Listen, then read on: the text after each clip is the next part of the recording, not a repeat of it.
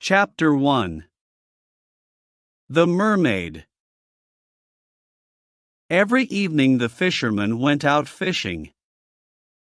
He sometimes sold his fish at the market. Sometimes he did not catch many fish and he could not sell them. One evening his net was very heavy. He laughed and said, "Did I catch all the fish in the sea? Or did I catch some horrible monster? I will give it to the queen. She will be happy." He pulled and pulled the heavy net. Finally, he pulled the net next to the boat. But there were no fish in it and there was no monster. There was only a little mermaid. She was asleep. Her hair was yellow like gold. Her body was white like ivory. Her tail like silver and pearl. And her ears like seashells. She was very beautiful. The fisherman pulled the net closer to the boat. He embraced her. When he touched her, she screamed. She could not escape, so she began to cry and said, "Please let me go. I am the only daughter of a king of the sea. My father is very old and alone." But the fisherman answered her, "I will let you go. But you must make me a promise. I will call you and you will come and sing to me." The fish loved the songs of the people of the sea. "You will sing and my nets will be full." "I promise." "Please let me go," cried the mermaid. "Yes, I will let you go," said the fisherman. So she promised him and he let her go. She went back into the sea and trembled. She felt a strange fear. Every evening the young fisherman went fishing and called the mermaid. She came and sang to him. The dolphins swam round and round her. The seagulls were in the sky above her head. She sang a marvelous song of the Tritons, the men with long green beards. She sang of the gardens of the sea with their corals. Here the fish swim like silver birds. She sang of the big whales from the cold North Seas, and of the dead sailors in their ships at the bottom of the sea. She sang of the little children.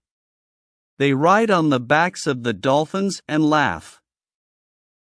When she sang, the tuna fish came to listen to her. The young fisherman then caught many of them. When his boat was full of fish, the mermaid smiled at him and swam away. But she never came near him. When he tried to catch her, she went into the water like a seal. Each day her voice became sweeter to his ears. Soon he forgot his nets and listened to her song. He listened to her until the moon came. One evening he called her and said, "Little mermaid, marry me because I love you." But the little mermaid said, "You have a human soul. Send away your soul, and then I can love you." The young fisherman thought, "Why do I need my soul? I cannot see it.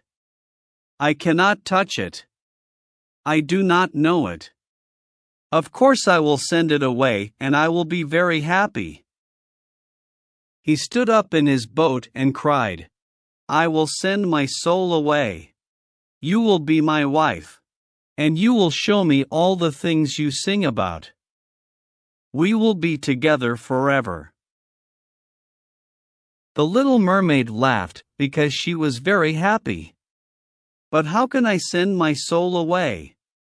cried the young fisherman. "I do not know," said the little mermaid. "The people of the sea have no souls. Early the next morning the fisherman went to the priest's house and knocked on his door.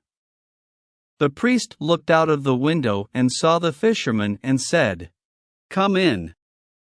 The young fisherman entered and cried to the priest, "Father, I am in love with a mermaid. I cannot marry her because I have a soul. How can I send my soul away? I really do not need it. Why is my soul important? I cannot see it. I cannot touch it. I do not know it." The priest answered, "Are you mad? God gave you your soul. It is very precious. It is as precious as all the gold in the world. So, my son, do not think about this anymore. It is the worst sin. The people of the sea are lost creatures. They are like the beasts of the fields. They do not know what is right and wrong. God didn't die for them." The young fisherman began to cry and said, "Father, the fawns live in the forest and are happy. The mermen sit on the rocks with their gold harps. I want to be like them. Why is my soul important? I have a soul, but I cannot have the mermaid. And I love her." He cried. "It is horrible to love your body," cried the priest. "The fawns of the woods and the mermen are horrible. I hear them at night. They try to distract me from my prayers. They are lost. I tell you, they are lost. There is no heaven or hell for them. Away! Away!" cried the priest. "Your mermaid is lost and you will be lost with her." The young fisherman walked sadly to the marketplace. When the merchants saw him they said, "What do you want to sell?" "I will sell you my soul," he answered. "Please buy it from me because I am tired of it. What can I do with a soul? I cannot see it. I cannot touch it. I do not know it." But the merchants laughed at him and said, "What can we do with a soul? A false coin is more precious. Sell us your body, and we will give you a lot of gold. But we will not give you any money for your soul." The young fisherman thought, "How strange this is." The priest said, "Your soul is as precious as all the gold in the world." But the merchants say, "A false coin is more precious." He went to the beach and began to think. Chapter 2. The Witch. At midday he remembered that there was a young witch. She lived in a cave and she was very good at magic. He ran quickly to her. "What do you need? What do you need?" she cried, when he ran towards her cave. "Do you need fish when the weather is bad? I have a special instrument. You play it and all the fish swim into the bay. But it has a price. Pretty boy. It has a price. What do you need? What do you need? A storm to destroy the ships?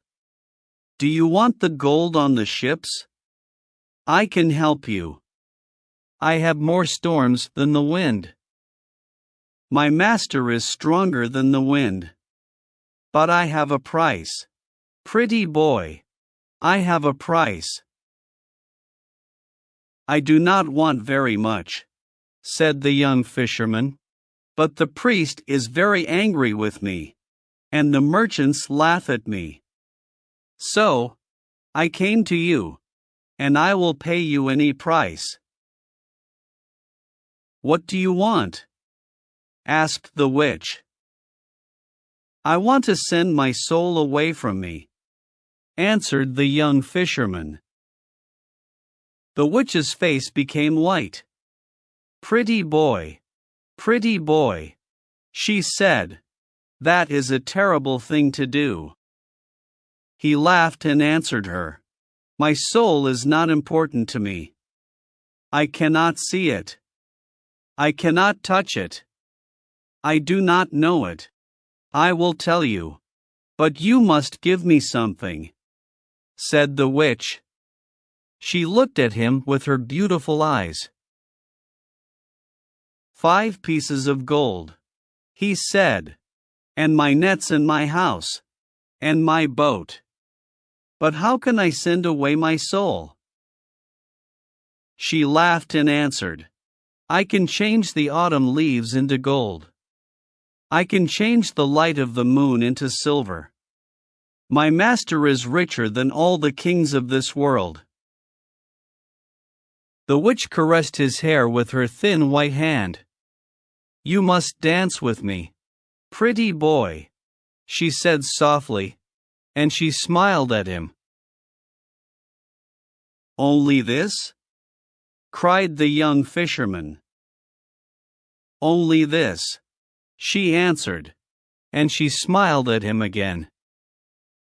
"Then we will dance together in a secret place at sunset," he said, "and you will tell me everything.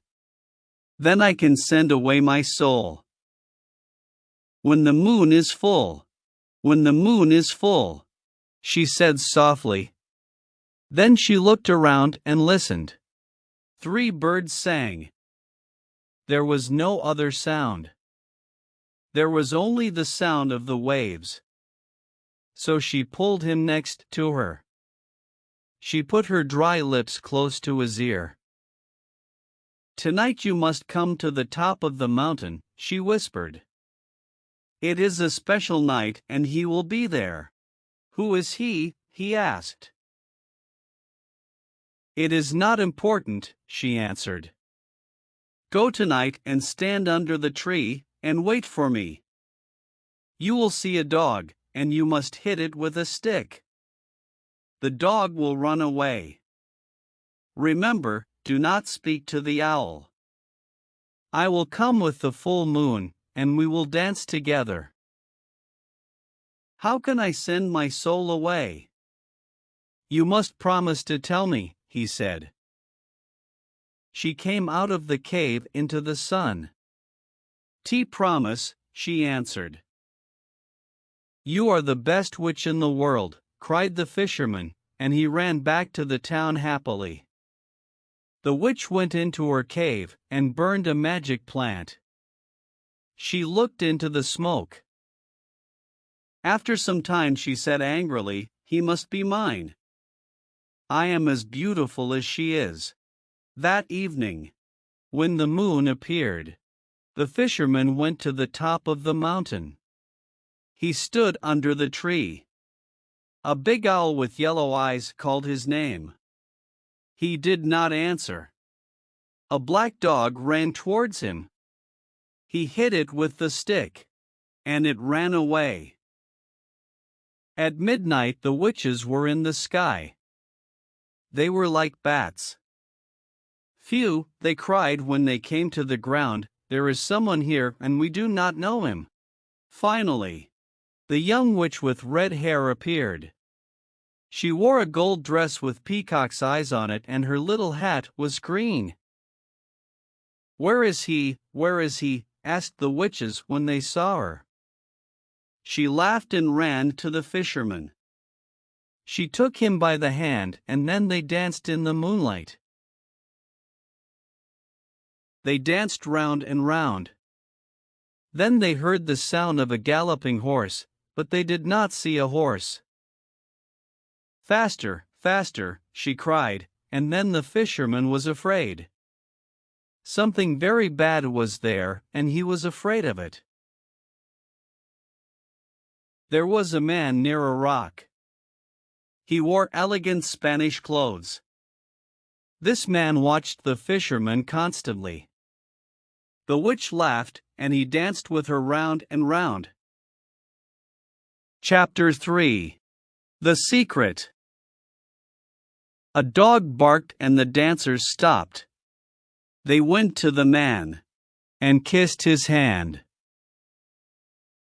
"Come, let's pray," the witch said softly.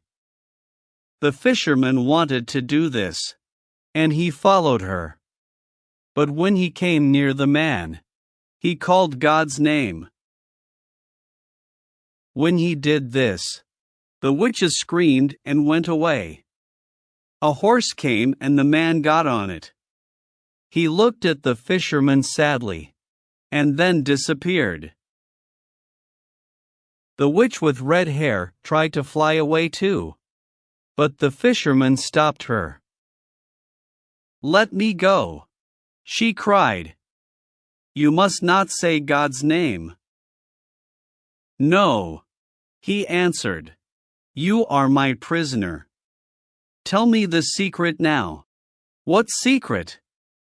said the witch. She tried to escape. "You know," he answered. She began to cry and said to the fisherman, "Ask me anything, but not that." He laughed and didn't want to release her. She could not escape, and so she said, "I am as beautiful as the mermaids." And she put her face near his.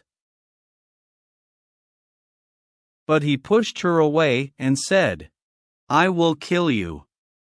You must tell me the secret now." She trembled. "All right," she said. "It is your soul, not mine."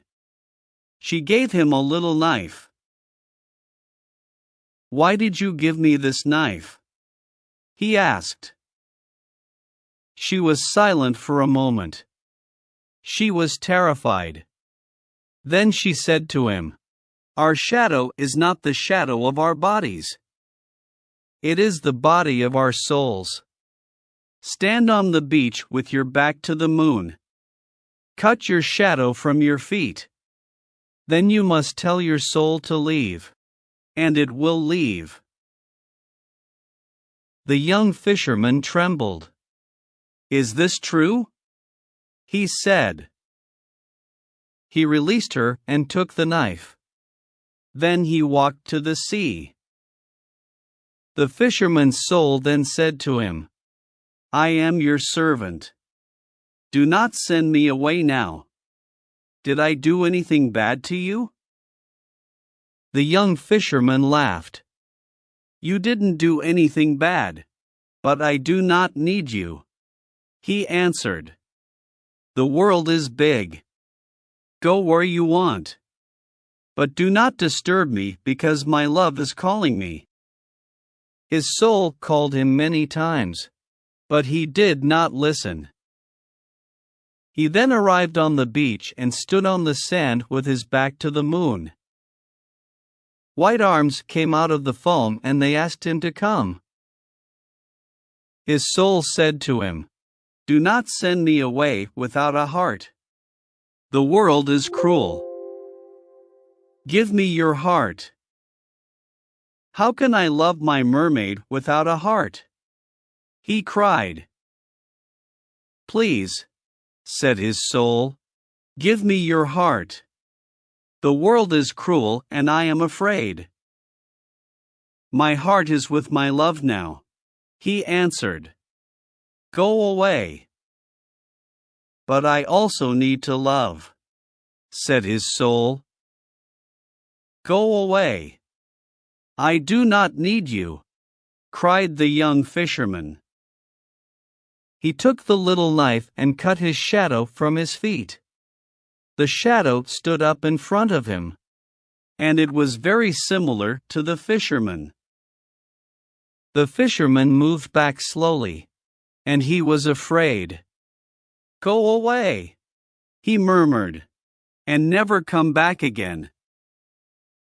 "No, but we must meet again," said the soul. The soul's voice was like a flute. "How will we meet?" cried the young fisherman. "Will you follow me into the sea?" "Once every year I will come to this place and call you," said the soul. "Perhaps you will need me." "I do not think I will need you," cried the young fisherman. "But you can call me. I can come here again." He went into the water, and the tritons played their musical instruments. The little mermaid came to meet him. She put her arms around his neck and kissed him on the mouth. The soul stood on the beach and watched them. And when they disappeared into the sea, the fisherman's soul walked away and cried. Chapter 4. The Soul's First Journey. After a year, the soul came down to the sea and called the young fisherman. He came out of the sea and said, "Why do you call me?" The soul answered, "Come nearer. I want to speak to you because I saw marvelous things." So he came nearer and sat in the water and listened. The soul said to him, "When I left you, I went towards the east and traveled. Everything wise comes from the east. After 6 days I came to the land of the Tartars.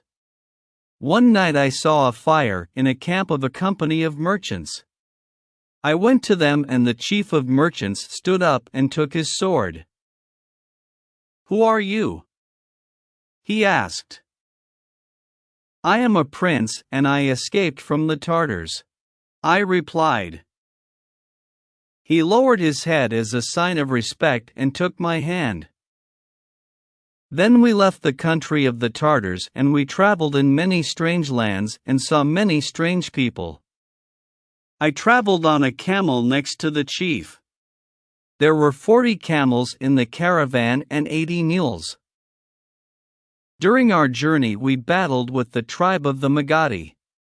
They are born old and grow younger every year, and died when they are little children.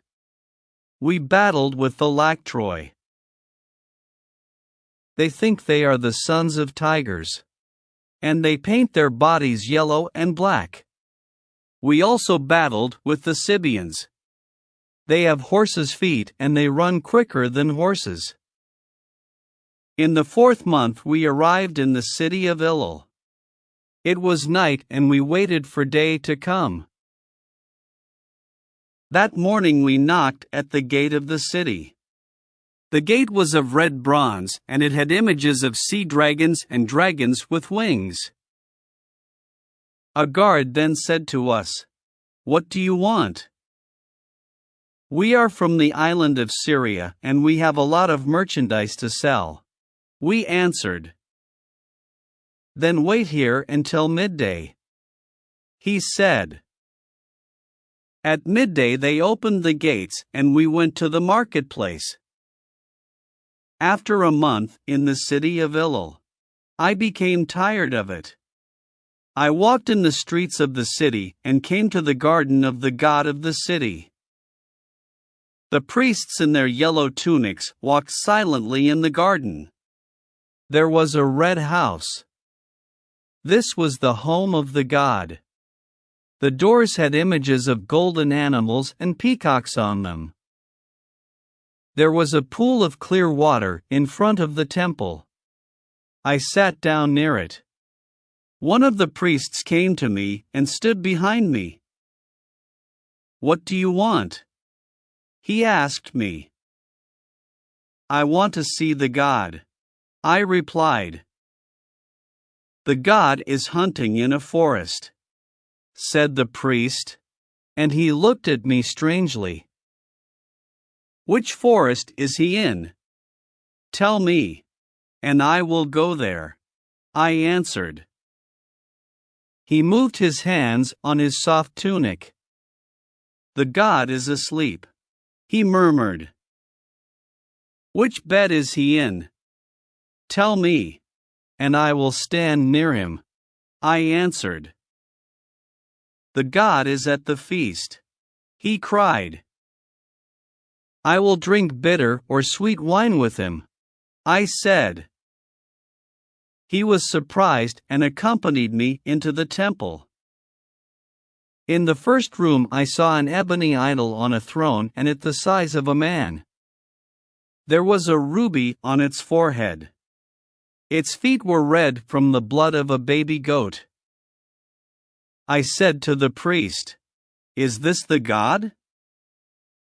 This is the god. He answered. This is not the god. Show me the god. I cried. Or I will kill you. I touched his hand, and it became small and dry. Make my hand better, and I will show you the god. He cried. So I breathed on his hand, and it became better. He trembled and accompanied me into the second room. I saw an ivory idol on a lotus of jade with great emeralds on it. This idol was twice as big as a man. Is this the god? I asked him. This is the god. He replied. This is not the god. Show me the god. I cried. Or I will kill you. I touched his eyes, and they became blind. Please make my eyes better. Then I will show you the god. He cried. So I breathed on his eyes and they could see again. The priest trembled and accompanied me into the third room. There was not an idol in it, only a mirror. I said to the priest, Where is the god? He answered me, There is no god, but this is the mirror of wisdom. It reflects all the things in heaven and on earth. But it does not reflect the face of the person if they look into it. So, this person can become wise. There are many other mirrors, but they are mirrors of opinion. This is the only mirror of wisdom. When you possess this mirror, you know everything. So, it is a god, and we pray to this god. I looked into the mirror. The priest didn't lie. Then I did something strange, but it is not important. I placed the mirror in a valley near here. We can walk there in 3 days. Let me enter you again and be your servant, and you will have wisdom. But the young fisherman laughed. Love is better than wisdom. He cried. And the little mermaid loves me. No, there is nothing better than wisdom, said the soul. Love is better, answered the young fisherman. He went back to the sea. And the soul walked away and cried. Chapter 5. The Rhynie of Rise. After the second year, the soul came down to the sea and called the young fisherman. He came out of the sea and said, Why do you call me? The soul answered, Come nearer. I want to speak to you because I saw marvelous things. So he came nearer, and sat in the water and listened. The soul said to him, When I left you, I went towards the south and traveled. Everything precious comes from the south. I traveled 6 days to the city of Ashtar. I saw the city on the morning of the 7th day. The city is like a bazaar. It is wonderful. Merchants sit on silk carpets. Some of them sell strange perfumes from the islands of the Indian Sea, and the oil of red roses. Other merchants sell fantastic jewelry with tiger claws in gold and leopard claws in gold also. The people sell all kinds of fruit, purple figs, yellow melons, white grapes, red gold oranges and oval lemons of green gold. I saw an elephant. It stopped and began eating the oranges, and the people laughed. You cannot imagine how strange these people are. When they are happy, they buy a bird in a cage. Then they release the bird because they want to be happier. When they are sad, they hit their bodies with thorns because they want to be sadder. On the feast of the new moon, the emperor came out of his palace and went into the mosque to pray. The people covered their faces, but I showed him no form of respect. That night the guards of the emperor came for me. They accompanied me into the palace. We walked across a great court and then we entered a beautiful garden. At the end of the garden there was a pavilion. Then the captain of the guard told me to enter. The young emperor was there on a bed of lion skins, and he held a falcon. A Nubian stood behind him. A large scimitar of steel was on a table next to the bed.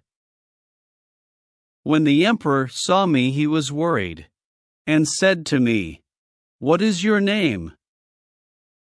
Don't you know that I am emperor of this city?" I did not answer him. He indicated the scimitar, and the Nubian took it and hit me with great violence. It did not hurt me. The Nubian was terrified and went away. The emperor tried to kill me with a lance, but he didn't hurt me. He tried to kill me with an arrow, but I stopped it in the air. Then the emperor said to me, "Why can't I hurt you? Are you a prophet or the son of a prophet? Please leave my city tonight. You are here now and I am not its lord." I answered him, "Give me half of your treasure. Then I will go away." So, he took my hand and accompanied me to a large room. He touched one of the walls and it opened. Then we walked down a corridor. He said a magic word and a granite door opened. The emperor covered his eyes with his hands to protect them from the light of the jewels there. It was really marvelous inside. There were huge tortoise shells full of pearls and many other wonderful jewels. Then the emperor said to me, "This is my house of treasure, and half of it is yours. But you must go tonight. My father the sun must not see this. I cannot kill a man in the city." I answered him, "The gold and all the precious jewels are yours. I only want your little ring." The emperor frowned. "It is only a ring of lead," he cried, "and it has no value.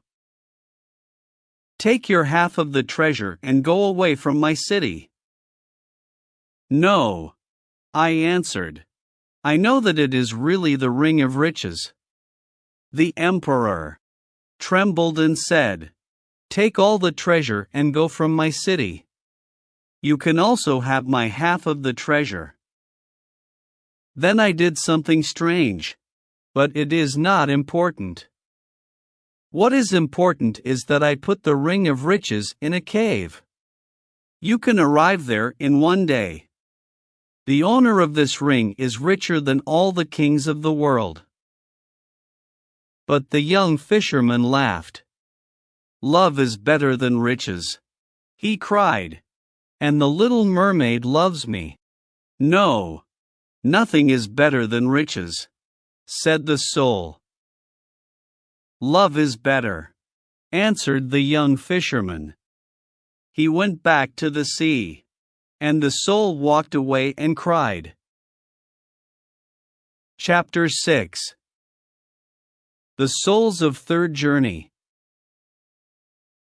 After the third year, the soul came down to the sea and called the young fisherman. He came out of the sea and said, "Why do you call me?"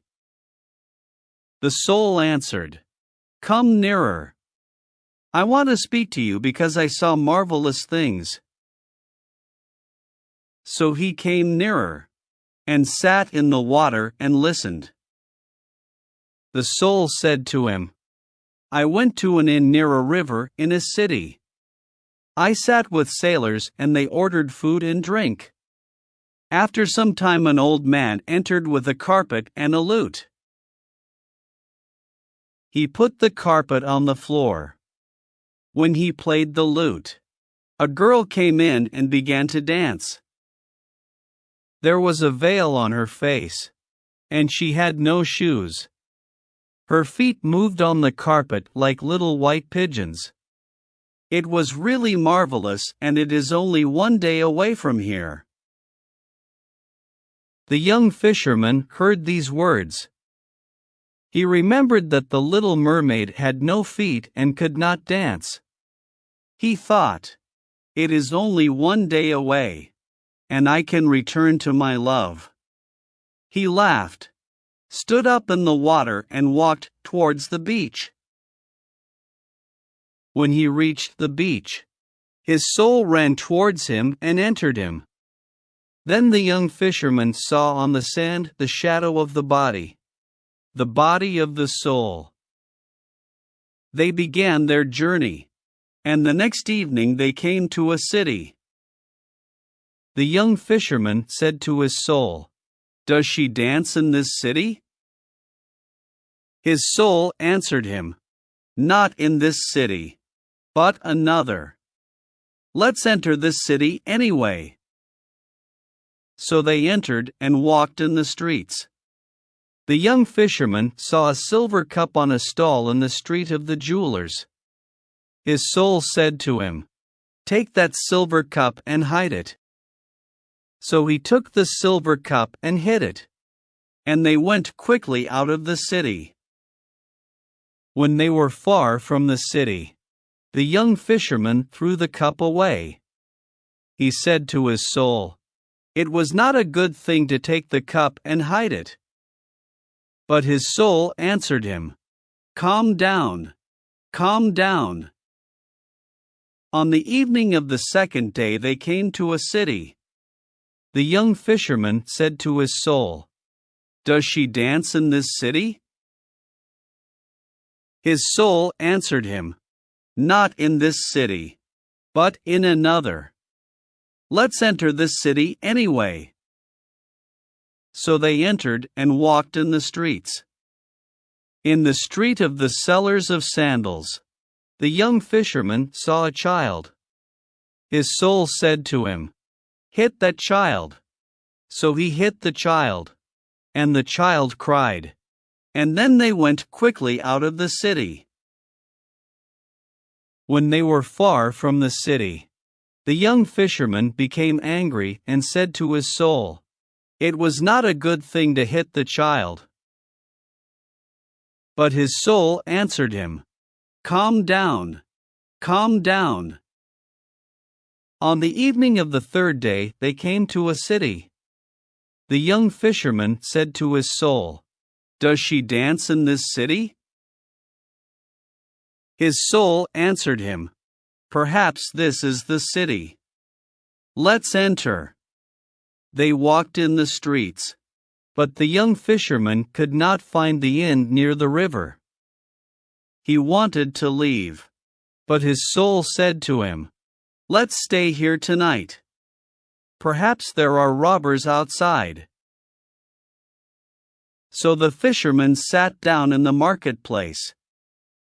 After some time a merchant came and said to him, "Why are you here? The market is closed." The young fisherman answered him, "I can't find an inn in this city. I have no family here and I need a room for the night. We are all of the same family. said the merchant, and one God made us. Come with me. I have a room. The young fisherman followed the merchant to his house. The merchant gave him good food and a comfortable room. The young fisherman then went to sleep. After 3 hours his soul woke him and said, "Go to the room of the merchant and kill him, and take his gold." The young fisherman went into the merchant's room. There was a sword near his feet, and 9 purses of gold next to the bed. When he touched the sword, the merchant woke up and said, "Why do you want to kill me? I gave you good food and a room. I was kind to you."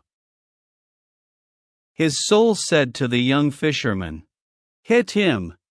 So he hit him and the merchant lost consciousness. He then took the 9 purses of gold and went quickly away from the city. When they were far from the city, the young fisherman said to his soul, "It was bad to hit the merchant and take his gold." But his soul answered him, "Calm down, calm down." "No," cried the young fisherman, "I cannot be calm. You told me to do bad things and I hate these things. I also hate you. Why did you do these things?" His soul answered him, "When you sent me out into the world, you did not give me a heart. So I learned to do all these things and love them." "What are you saying?" murmured the young fisherman. "You know," answered his soul. "You did not give me a heart. So stay calm. You will give other people all kinds of pain, and you will receive all kinds of pleasure." The young fisherman said to his soul, "No, you are bad, and I forgot about my love and did many bad things because of you." His soul answered him, "You did not forget that you sent me away without a heart. Let's go to another city and enjoy life together. We have 9 purses of gold." But the young fisherman took the 9 purses of gold and threw them on the ground. "No, I will not come with you, and I will send you away again," said the young fisherman. He turned his back to the moon. With the little knife he tried to cut his shadow from his feet to eliminate his soul. But his soul did not leave him, and said to him, "The magic of the witch will not work. It only works once in a man's life. I will stay with you forever. And this is your punishment and your recompense." Now the young fisherman was desperate and cried because his soul was very bad. When it was day, the young fisherman said to his soul, "I will tie my hands together. Then I cannot do what you tell me to do. One will return to the bay because my love sings there. I will call her. I will tell her about the bad things I did and the bad things you did to me." When he arrived on the beach, he freed his hands and called the mermaid. But she did not come. His soul laughed at him and said, "Your love gives you little joy. Come with me to the valley of pleasure. That is better for you." The young fisherman did not answer his soul. He built a house by the bay and lived there for a year. Every morning he called the mermaid, and every midday he called her again, and at night he spoke her name. But she never came to see him, and he did not see her anywhere. His soul always asked him to do bad things. But the young fisherman never listened to him because the power of his love was so great. Chapter 7. Love. After another year, the soul thought, I tempted him with bad, and his love is stronger than I am. I will now tempt him with good, and perhaps he will come with me. So he spoke to the young fisherman and said, I told you about the joy of the world, and you did not listen to me. Now I will tell you about the pain in the world, and maybe you will listen. Pain is the lord of this world, and nobody can escape it. Some people do not have clothes, and other people do not have food, and others are ill. Come, let's go and help these people. Why do you wait here for your love? What is love? Why do you think it is so important? But the young fisherman did not answer. The power of his love was so great. Every morning he called the mermaid, and every midday he called her again, and at night he spoke her name. But she never came to see him, and he did not see her anywhere. After the second year, the soul said to the fisherman, I tempted you with bad, and I tempted you with good, and your love is stronger than I am. So, I will not tempt you anymore, but can I please enter your heart and be there with you again? Of course you can enter, said the young fisherman. I am sure you suffered when you did not have a heart. But I can find no place to enter because there is love all around your heart. There's no space for me, cried the soul. I am very sorry, said the young fisherman. Just then he heard a terrible cry of sadness from the sea. The young fisherman ran to the beach. The black waves came quickly to the beach. They carried something that was whiter than silver. There at his feet the young fisherman saw the dead body of the little mermaid. He sat down next to her, and he kissed her cold red mouth. He told the dead mermaid about his soul and all the bad things. He put her little hands around his neck, and he touched her neck with his fingers. His joy was bitter, and his pain was full of strange happiness. The Black Sea came nearer and nearer to them.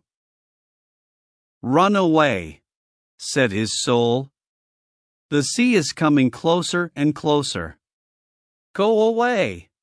It will kill you. Run away to a safe place. But please do not send me into another world without a heart. But the young fisherman did not listen to his soul. He said to the little mermaid, Love is better than wisdom, and more precious than riches, and more beautiful than the feet of the daughters of men. I called you in the morning, but you did not come. The moon heard your name, but you did not listen to me. I was bad when I abandoned you, but your love was always with me, and it was always stronger than bad and good. And now that you are dead, I will die with you also. His soul implored him to leave. But his love was too great and he did not listen to his soul. The sea came near and tried to cover him with its waves. When he knew that the end was near, the young fisherman kissed the cold lips of the mermaid, and his heart broke. It broke because it was so full of love. Then the soul finally entered his heart, and the sea covered the young fisherman with its waves the fullers. Chapter 8. The Field of the Fullers.